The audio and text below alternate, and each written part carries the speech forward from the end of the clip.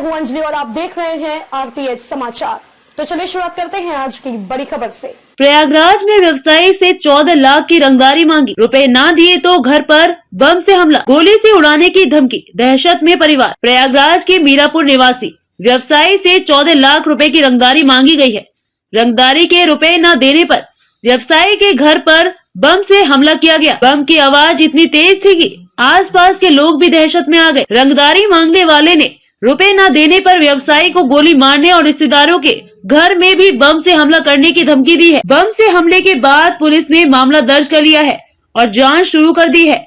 बम के हमले की सीसीटीवी फुटेज और धमकी के दो ऑडियो भी सामने आए हैं। फिलहाल घर पर बम से हमले के बाद पूरा परिवार दहशत में है। घर से निकलना बंद कर दिया है। सुनो, एक बार तुमको फोन किया गया, तुमने हमारे लोग का बात नहीं सुना। दोबारा तुम्हारे घर में हमला होने वाला था, पूरे घर में आग लग जाता। तुम्हारे घर के सामने 2 लड़के आ गए, इसलिए घर बच गया। अब 2 दिन के अंदर 5 लाख रुपए का प्रबंध करो और इसी व्हाट्सएप नंबर 7234085964 पर रुपए की फोटो भेजो। अगर ऐसा नहीं किया तो तीसरे दिन तुम्हारे घर पर हमला होगा, तुम्हारे दुकान पर हमला होगा, तुम घर से निकलना बंद कर दोगे, तुम्हारे रिश्तेदारों के यहाँ हमला होगा।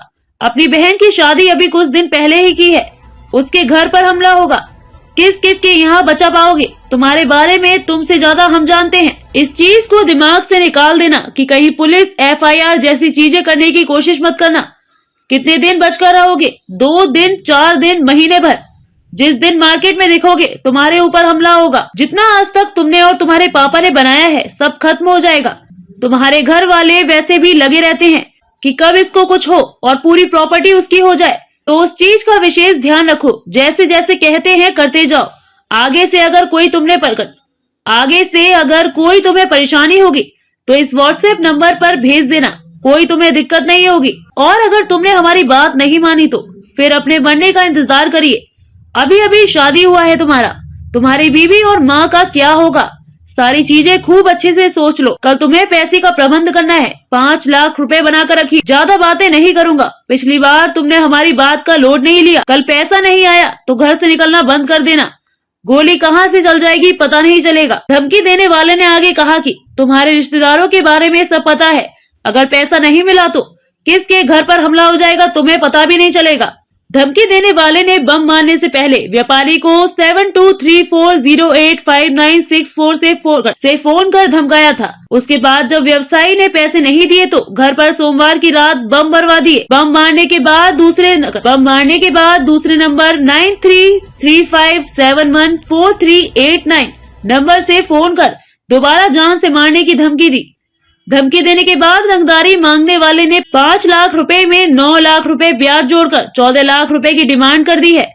बोला अगर 5 लाख दे दिए होते तो 9 लाख रुपए ब्याज न देना पड़ता। अमन गुप्ता ने दैनिक भास्कर को बताया कि 29 दिसंबर 2022 को मेरे व्हाट्सएप नंबर पर 5 लाख रुपए की रंगदारी मांगी गई थी। हमने उसे इग्नोर किया और किसी से कुछ नहीं कहा।